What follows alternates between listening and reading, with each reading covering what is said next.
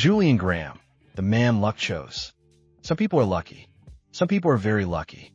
And then there's Julian Graeme. He's not just a lucky man.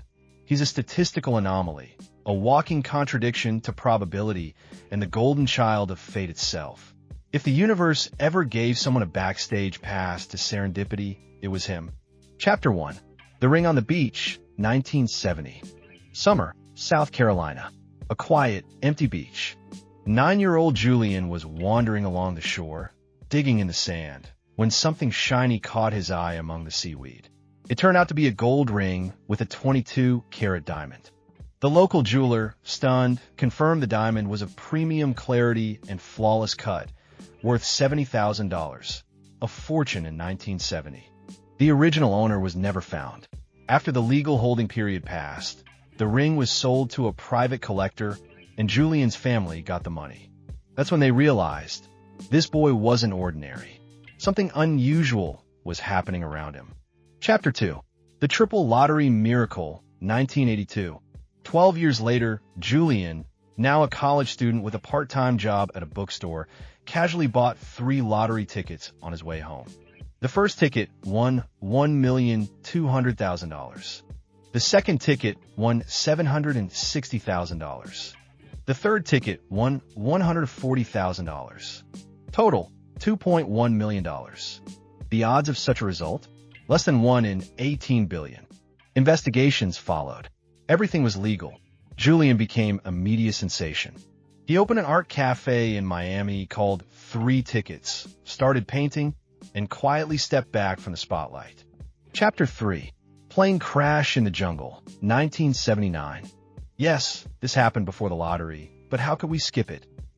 At age 18, Julian was traveling through Bolivia when the old DC-3 plane he was on suffered an engine failure and crashed into swampy jungle terrain.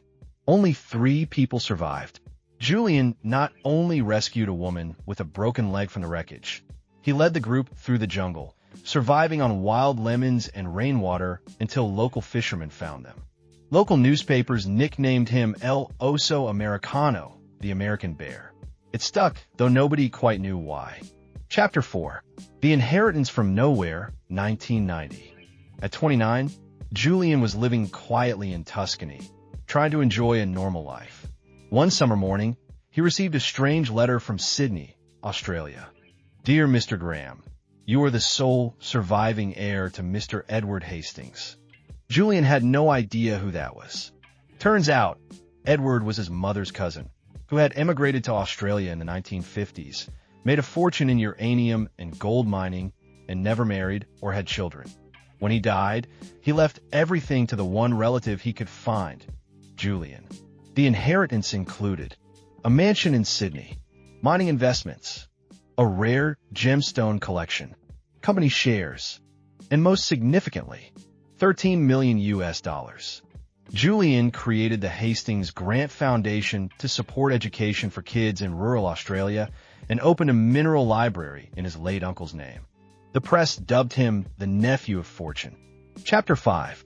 Jackpot number 2, $88 million, 2024. At 55 years old, already a millionaire, Julian decided to celebrate his birthday by buying 100 lottery tickets, just for fun. Only one of them hit the jackpot. The prize? $88 million. He found out the next morning, sipping coffee and reading about a volcano eruption in Hawaii. Now that's bad luck, he thought, just before checking the winning numbers. Coffee spilled. History repeated itself. Chapter 6. Just a normal man? Today, Julian Graeme splits his time between Japan, Arizona, and Paris. He avoids the spotlight, rarely gives interviews, and keeps a quiet public life.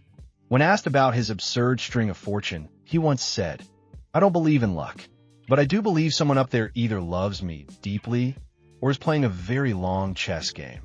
Scientists from MIT and Oxford have written papers about him. Psychologists call him an example of opportunistic awareness. Statisticians use his name in lectures about outliers. Spiritualists whisper about guardian angels. And Julian? He's just Julian, the man who never asked for luck, but luck found him anyway. Let me know if you'd like a script adaptation, voiceover narration, or a mockumentary outline based on this story.